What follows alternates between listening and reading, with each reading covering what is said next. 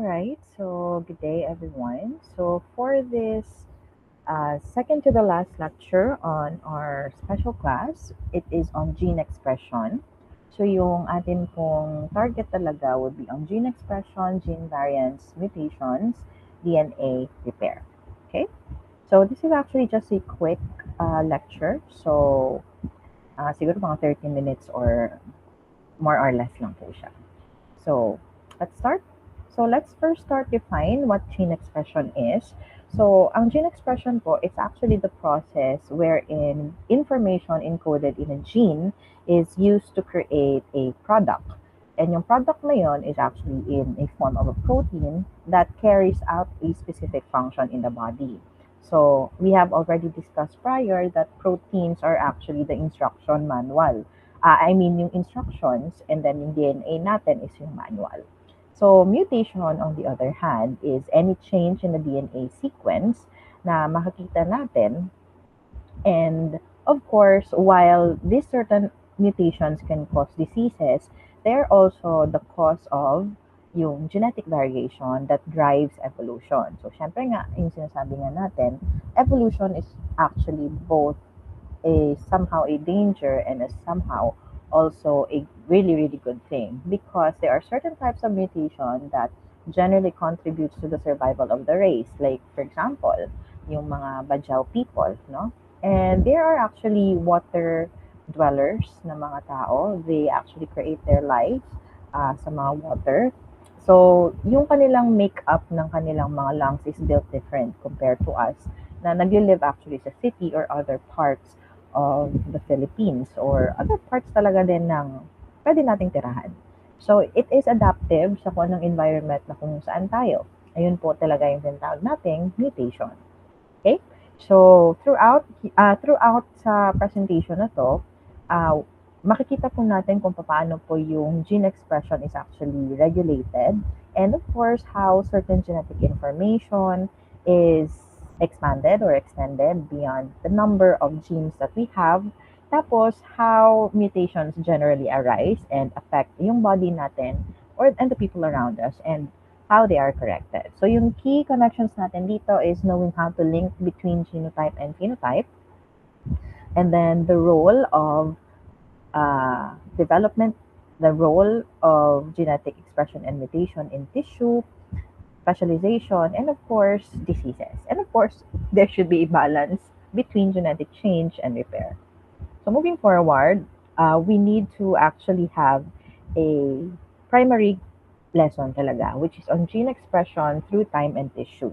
So meron tayong key concept, which is referred to as your epigenetics. So ang sinasabi nating epigenetics, these are the changes that alter gene activity without changing the DNA sequence itself. So yung mga changes na po ito, these are actually reversible and can actually be passed down kapag nagdi-divide na po yung mga cells.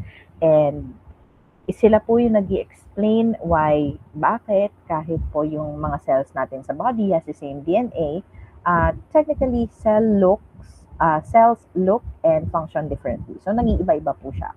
Okay?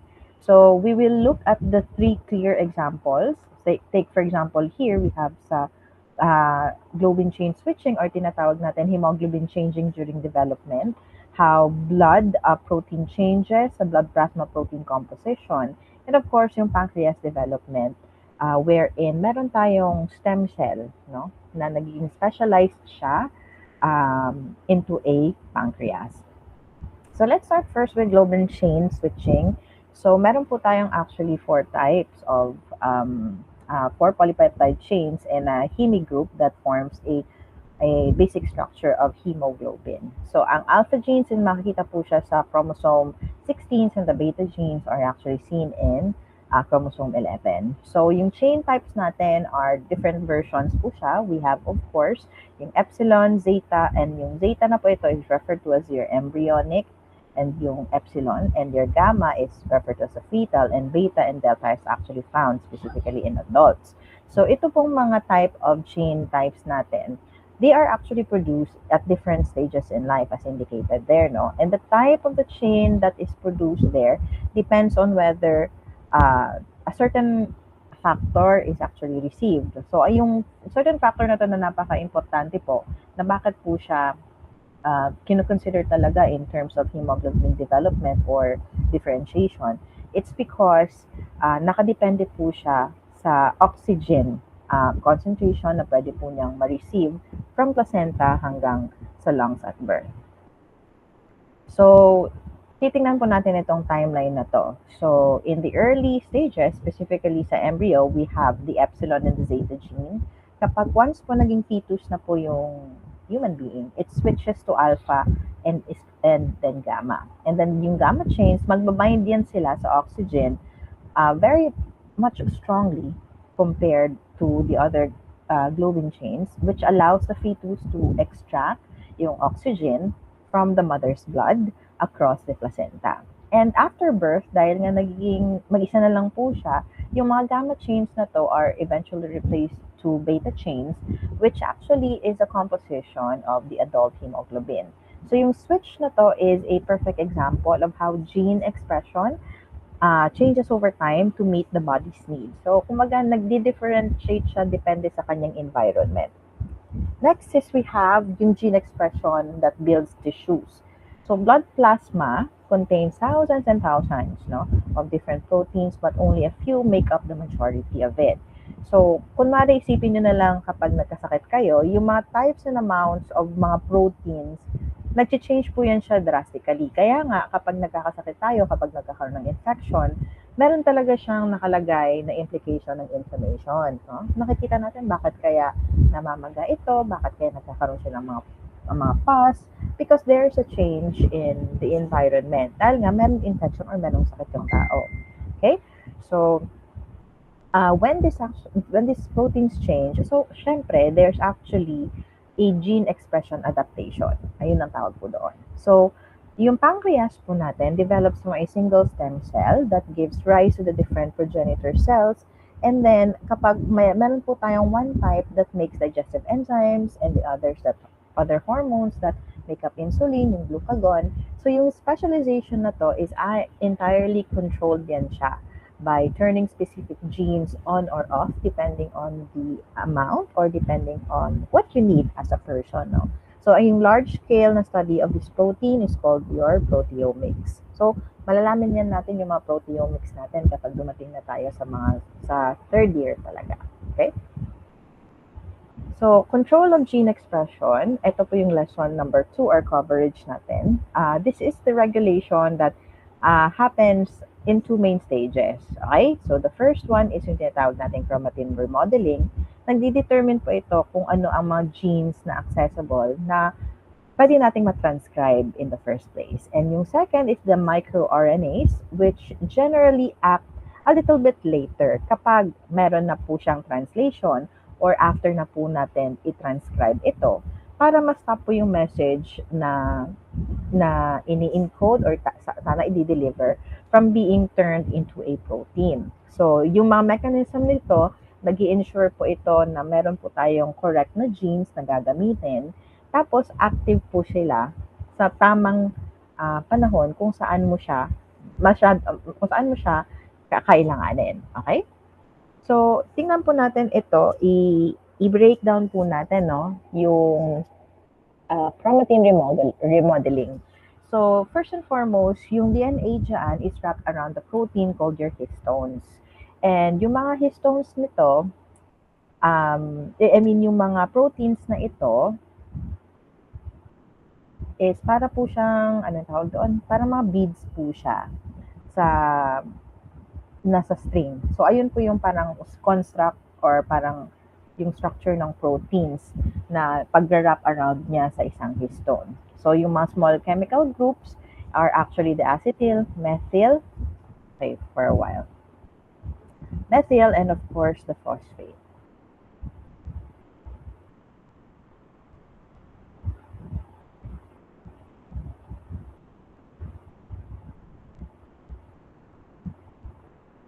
Of course, the phosphate. Okay? Nag-ano kasi na mag-ano yung time.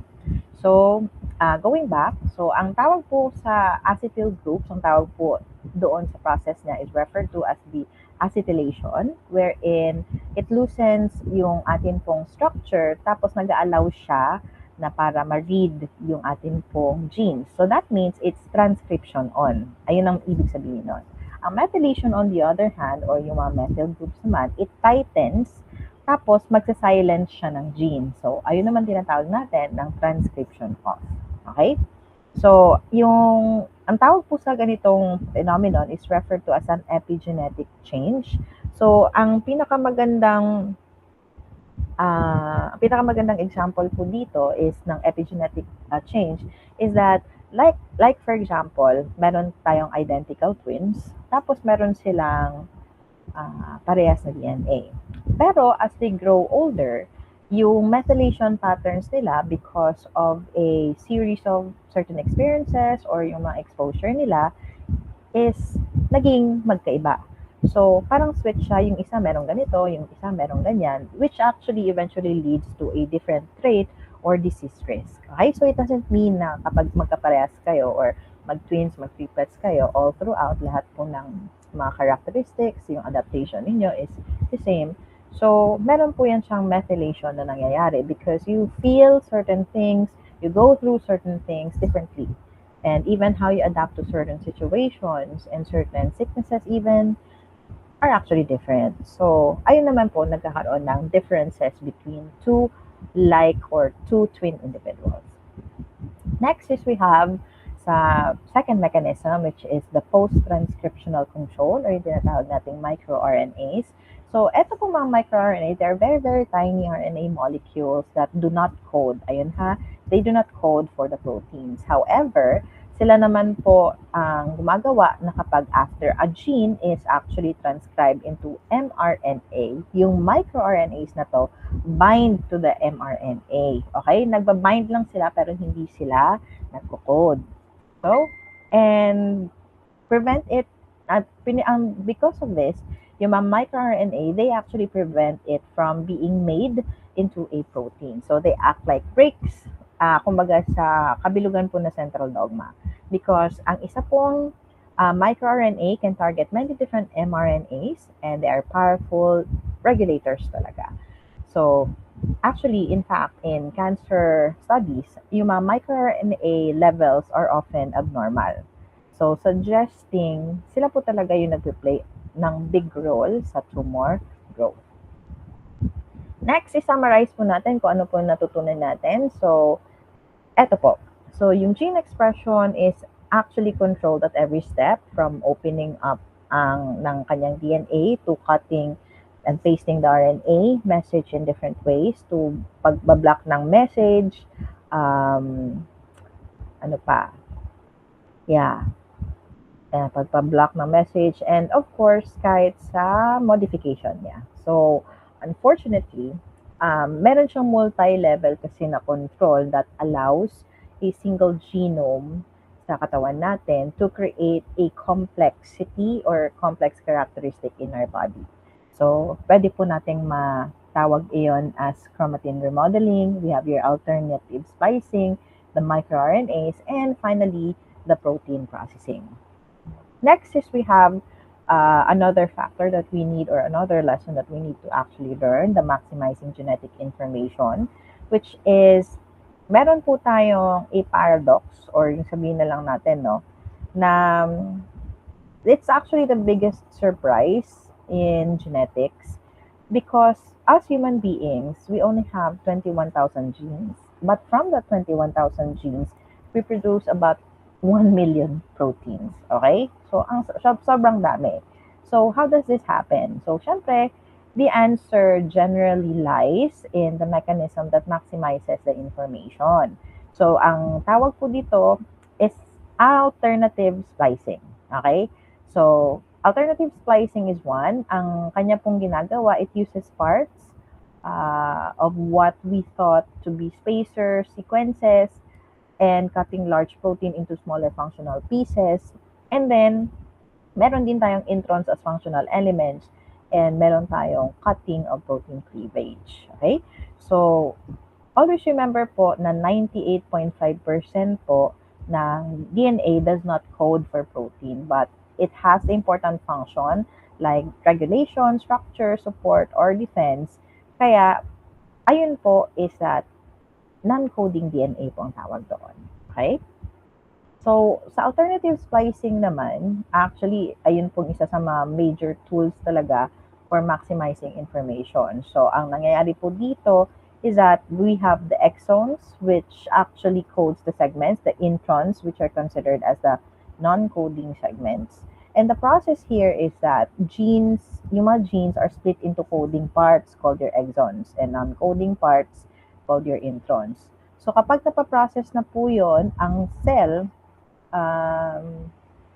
yung cell, nagsiskip po yan siya ng mga exons and then pwede din siya mag-include ng different other ones. This means iisang gene lang po ang pwede pong mag-produce ng several different types of proteins. So for example, sa PSA, no? Sa gene for PSA. So which is a protein or a marker, a tumor marker, yung PSA po, is a tumor marker that is actually used to screen for prostate cancer. So it can be spliced differently to make a second protein that actually opposes the action of the first one, which is yung PSA protein and PSA-LM protein. So yung LM protein na po yan, or PSA-LM protein, generally opposes the PSA protein. Next, introns with functions. So some introns encode proteins or regulatory RNA. So yung mga introns po, this is actually what we thought originally as junk. Pero actually, they're actually the ones who code for something useful. Okay? So, many proteins kasi start out as one long chain. Tapos, kapag nakakat po sila sa dalawa, and then after sa dalawa, even more so, they can be considered as active proteins. So, take for example po sa DSPP gene, which is actually involved sa tooth formation yan siya. So, and then, nearly half of our genome is made of what we refer to as transposomes. So, ang transposomes na to, ito po yung tinatawag natin na jumping genes, which is almost 45% of our genome has them. So, ang kagandahan po kasi ng transposome kapag non-coding region siya, we have the sequences na nag-move around siya, tapos nagko-contribute siya sa different type of genetic variation. So, kapag nagko-contribute dun siya sa mga different types of genetic variation in other regions, nagme-maintain po yan siya ng chromosomal structure and, of course, regulation of function. So, ayun po ang kagandahan naman ng mga non-coding regions. So, we have the viral remnants, RNA, RNA genes, and then ang pinaka-importante dito po is the transposomes, and telomeres, and of course, centromeres. So, next is we go to the nature of gene variants. So, mutation po is rare. As you can see, it's less than 1% of the population. So, it's usually associated with disease or a rare trait. Ang polymorphism is a little bit common compared to mutation, which is accounting for more than 1% of the people. So, normal differences lang ito. Like, for example, mga blood type lang. Like, ano lang siya, it's very normal, very not detrimental because there are certain structures lang na different. So, ang tawag lang po doon is polymorphism, and it contributes actually to the individuality of a person. So, scientists prefer, however, the name or the term variant over the term differences. So, variant ang tawag po doon, which is the umbrella term for either mutation or polymorphism. So, always remember that mutation refers to a change in DNA, and ang mutant naman, it describes the resulting characteristic or the trait. So, mutation is the genotypic, and then ang mutant naman ay yung nakikita natin, phenotypic, dahil nga na-express po siya. So, next is we have germline versus somatic mutation. So, the distinction between the two is really, really important because ang germline po kasi, it happens in the sperm or the egg. So, when fertilization occurs, eventually, every single cell has the mutation and it can be passed down to the children. Kaya, heritable siya. On the other hand, ang somatic mutations naman, it only happens in the body. Okay? So, in the body cells lang. So, take for example, only the patch ng tissue descending from the mutated cell is actually affected. So, this actually causes mosaicism, which is generally not heritable. Okay? When a person has two different genetic makeups in their body. So, mosaicism ang tawag po doon. So, some severe conditions only exist as mosaics, pero having mutation everywhere would be fatal. So, such as that of Proteus syndrome, some causes neurofibromatosis. So, mosaicism lang po ang tawag doon. So, quite lang, doon lang siya nag-derive from imitated cell. So, if upon removal, then pwede naman siya makuha na lang ulit. Pero ang germline po, heritable siya dahil during ano po siya talaga, during fertilization siya nag-occur dahil it involves the sperm and the egg cell. So there are two types of mutation. We have the globin gene mutation. Under the globin gene mutation are the sickle cell disease and thalassemia. So ang nangyayari po sa sickle cell disease is that the glutamine is changed, no, into a valine type of amino acid. So this actually contributes to the manifestation of a not so good shape or a crescent shaped red blood cell, which eventually is detrimental or fatal. And then we also have the thalassemias, wherein reduced or absent globin chains naman, which eventually leads to anemia because, of course,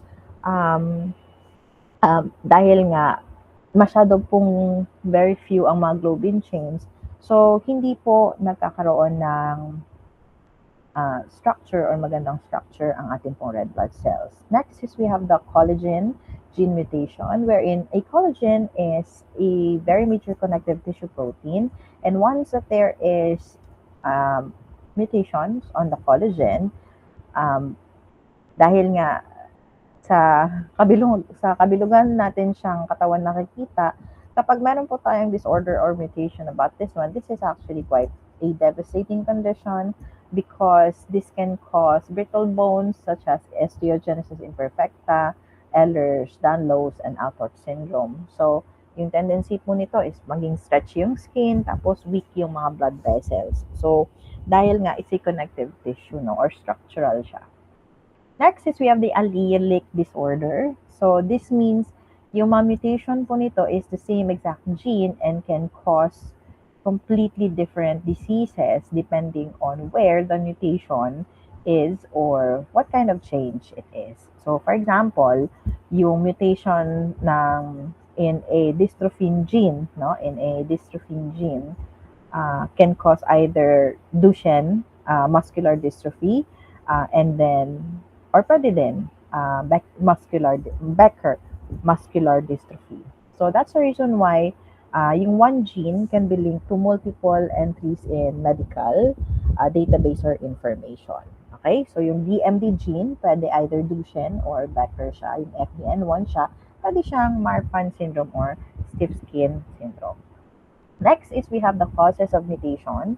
Yung causes of mutation can either be classified into two things. We have the spontaneous mutation, which causes errors in DNA replication, chemical instability of bases, and then magkakaroon siya ng repetitive sequences. So there is 1 in 100,000 to about 1 in 100 million bases per generation. And then of course, we have the induced mutation. Pero yung mga induced mutation na to, external po kasi ito ang mga causes niya. Like for example, the sun, pwede ding viral infection, pwedeng certain drugs, pwedeng certain chemicals, or certain type of exposure. So kaya, nagkakaroon siya ng mutation because induced siya or exposed lang siya. Unlike with that of spontaneous mutation, nangyayari lang siya out of nowhere. Next is we have the types of mutation.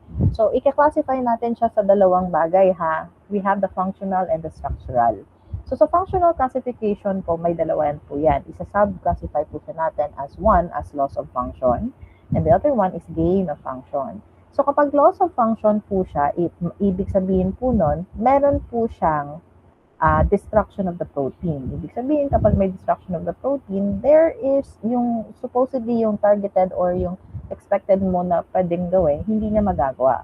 And then next is we have gain of function, wherein it alters or enhances protein activity, usually which is A dominant.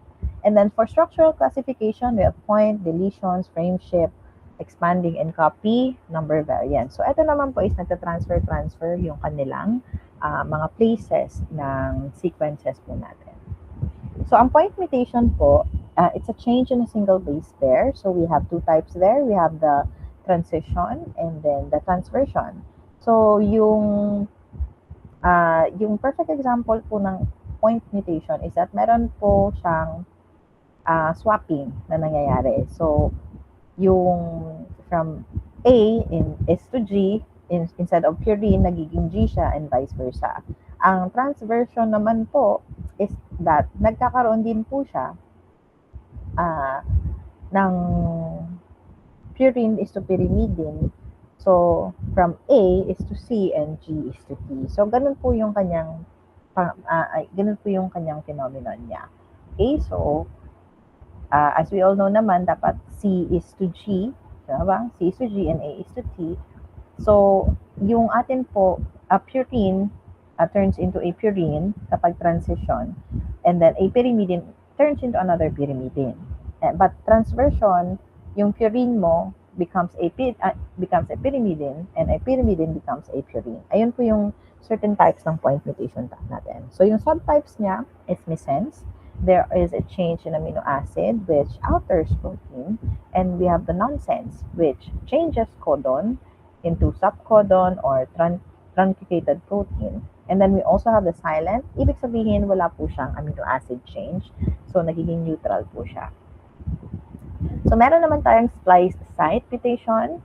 So, these are very, very important. So, remember how we spliced RNA, kung paano po natin siya ikunin or paano po natin siya makuha. So, if a mutation damages the signal where splicing happens, yung pag-cut niya po siya sana, the cell actually doesn't know where to cut at all. And when that happens, pwede po siyang makapag-iwan ng tinatawag nating intron inside the message. Or generally, it can actually skip an entire exon. So, ang impact po nito is very severe. So, syempre, yung protein na structure natin is completely absent or it is actually impaired. So, lahat po ng kanyang instructions na dapat po that contributes to the normalcy of our health, our immune system, our structure in the body, and whatever functions there is hindi po mangyayari dahil nga meron po siyang splice site mutation. Next is we have the frameshift mutation.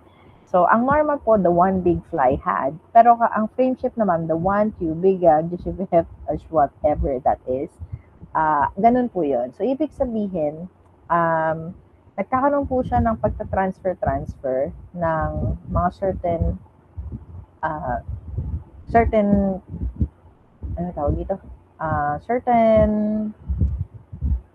nucleotides natin. Okay? So, it's either AUG yan AUGC. Okay. AUGT. Okay. Ay, ne. AUGC pala. I'm so sorry. Okay, so nagkakaroon po siya ng mga certain changes dyan sa mga codons po natin. Alright? So, ang frameshift is that hindi siya na-read properly. So, this is actually one of the most damaging or technically detrimental or hindi naman meron ding life-threatening pero syempre it's more on like a very big problematic kind of mutation dahil ang DNA is read in groups of 3 letters or referred to as codons. So mag-a-add tayo, magdi-delete na isang letter or dalawa dyan. So, na-disrupt yung kabilugan na reading frame. So, hindi po mata-transfer kung anumang information ang kailangan. Next is we have the deletion and insertion. So, syempre, as the name would imply, deletion and insertion, ibig sabihin, mayroon po tayong mag-delete po or mari-remove. And then, insertion naman po is meron po siyang additional. So, meron naman po tayong pseudogenes and transposons.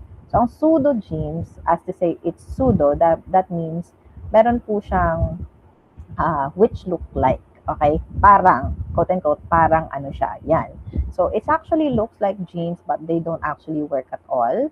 And then they cause a lot of problems, which actually quite hard to read. And in transposomes naman po, these are referred to as jumping genes.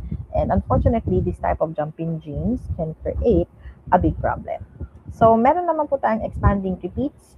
So, ang mechanism naman po nito is triplet sequence repeat and increase in number over generations. So, ang normal po sana is less than 40 copies, which is a stable copy. However, in expanding repeats, nagiging more than 40 copies sila. So, meron po siyang uncontrolled expansion. So, what can we anticipate? What leads, which eventually leads to what we refer to as anticipation, wherein yung disease po gets worse or starts early as it is being passed down to generation. So, ang example po nito is Huntington's disease and Fragile X syndrome. So, like for example, this particular disease actually happened for sa grandfather, no? Like for example, sa grandfather, nangyari sa kanya around 60 years old. And then, pag sa next generations, anak niya na, nagkaroon na siya ng, hindi na 60 years old, but rather at around 50. And yung next generation naman, dahil mas marami nga yung copies na ano, so yung exhibition of the disease itself becomes early or becomes more a little bit dangerous or worse. So, instead of the 60, 50 years old, at 40 years old is na-express na siya. Okay? Next is we have the copy number variance, which segments of DNA with variable numbers of copies between individuals. So, yung size po nito is 100S becomes a million bases of millions of bases.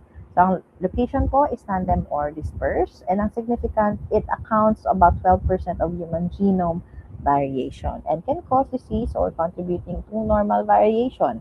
So, although they are generally harmless, pero associated po ang copy numbers of variants, if I'm not mistaken, sa developmental. And one of these developmental conditions can be autism, and we also have schizophrenia.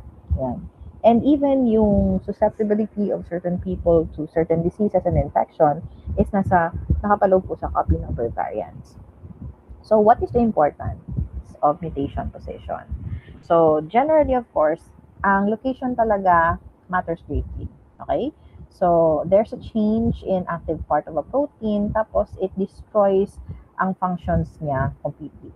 So a change in a structural region naman can alter the shape, and then a change in non-coding region, well, magkakaroon ng no effect at all.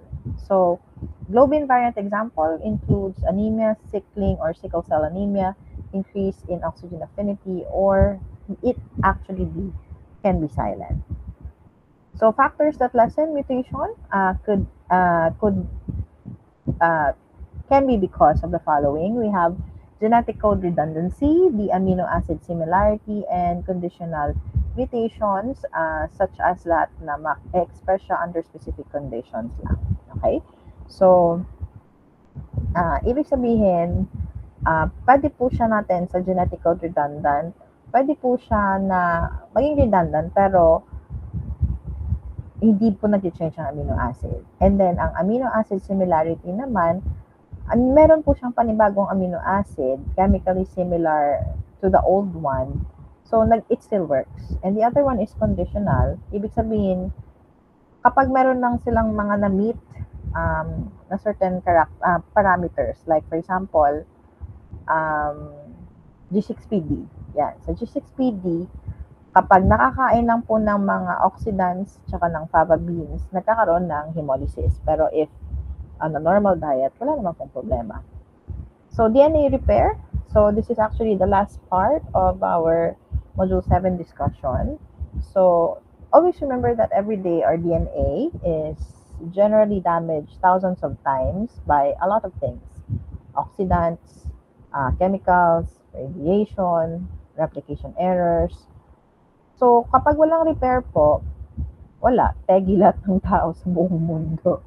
Pero if ever a repair is present, so syempre, mababalik po talaga yung kung ano ang normal functioning ng katawan natin. So if repair however fails, ay doon tayo magkakaroon ng problema. So, yung cells can either go to what we refer to as a suicide, and then, para maprotektahan lang yung katawan natin, or pwede din mag-accumulate siya that eventually leads to cancer. Okay? So, ayun po yung consequences of DNA repair. So, it's either a cell death or cell suicide, referred to as apoptosis, or mutation or cancer dahil meron pong proliferation. So, meron tayong major repair pathways. It can be photoreactivation, excision repair or the nucleotide and base, and mismatch repair, and of course, the double strake break repair. So, yung photoreactivation po, ang mechanism po nito, this is actually the most common type of repair. So, UV light causes neighboring thymine bases to stick. Ayan yung TNT dimers na yan. No? These are thymine bases to stick together, forming a dimer. Okay? So, an enzyme called na ang tawag doon is a photolysis uses the energy from visible light para i-split ang mga ganitong TNT dimers. However, hindi po ang humans, wala po ang mga humans ng ganito because technically we have no need for photoreactivation and plants only have that and even bacteria. Next, meron tayong excision repair. So, main systems, that is what we technically use as human beings. So, meron po siyang two types. We have the NER and the DER. So, ang NER po, or referred to as the nucleotide excision repair, meron po siyang pag-cut out ng whole chunk of DNA containing the damage. So, ayun po excision. So, ibig sabihin, as in excise, ibig sabihin malaki. And then, sa base excision naman siya, so, syempre, maliliit na lesions naman po siya. Okay? So, those are very good DNA repair mechanisms. So, like for example, sa Xeroderma pigmentosum, and which are generally very sensitive to sunlight, ayun naman po ang ginagamit natin. So, nucleotide excision repair. So, base excision repair fixes naman mga small everyday damage, like for example, anti-oxidation siya or anti-methylation siya. So, kahit po sa normal na the pinaka-basic no, na metabolism that you can actually use for base excision repair is actually breathing. Okay? Breathing itself, like for example, oxidation. Oxidation lang. Kumbaga, that very simple action such as breathing is oxidizing already. Next, we have the mismatch repair, which technically catches mistakes made during replication that DNA polymerase actually missed. So, nag-check po siya ng mga new strand against old template. And however, kapag masisira naman po ito, ayun ang problema. So, mag-accumulate masyado ang lahat ng error. So, ang tawag po dito kapag meron po tayong mismatch repair na na problema, so ang tawag po doon is link syndrome. Okay? So, it's actually a hereditary condition leading to high risk of colon cancer and other types of cancer. So, next is we have the double strand break repair. So, both strands broken, ibig sabihin, there can be ionizing radiation or free radicals. So, kapag meron po tayong accumulation ng ganun sa katawan natin, this is quite very, very dangerous. Okay? So, mechanisms po nito can be either non-homologous end joining or homologous recombination. So, kapag non-homologous siya, meron po siyang gluing ends back together, or error, which is actually error-prone. And then, we also have the homologous recombination, which uses intact copies as a template, which is more accurate. So, makita po ito kapag meron po siyang problem sa double-strand break repair. Makita po siya sa ataxia, telangiectasia, and Fanconi's anemia. So, ang damage tolerance and repair disorder naman po, sometimes we need to, our cells generally just need to somehow tolerate certain damages. Okay?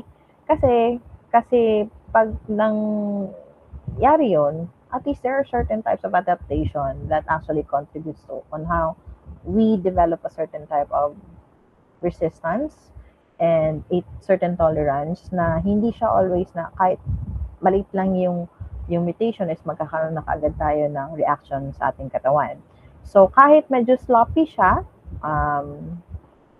at hindi perfect ang pag-read niya, no, ng mga errors, pero risky pa rin siya, of course. So, when repair genes themselves are generally mutated, we get what we refer to as your DNA repair disorders. So that's very disappointing kasi ayun nga, meron naman tayo talaga mga mechanisms na naturally prevents this certain type of mutations. However, if there are certain conditions um, that is otherwise, so ang tawag po doon is DNA repair disorders. And these are very dangerous conditions, right? So, yung mga patients na meron pong hypersensitivity to radiation or chemicals are actually extremely prone to developing cancers and developing health issues. So, ang examples po nito are the xeroderma pigmentosum, the trichothiodystrophy, colon cancer, and ataxia, telangiectasia. So, as a summary, gene expression, they are regulated epigenetically and via RNA control changes over time, specifically the tissue. Information maximization is alternative splicing and processing create protein diversity. Mutation is structural and functional types. Causes include errors and mutagens. And variants, well, it differentiates mutation versus polymorphism.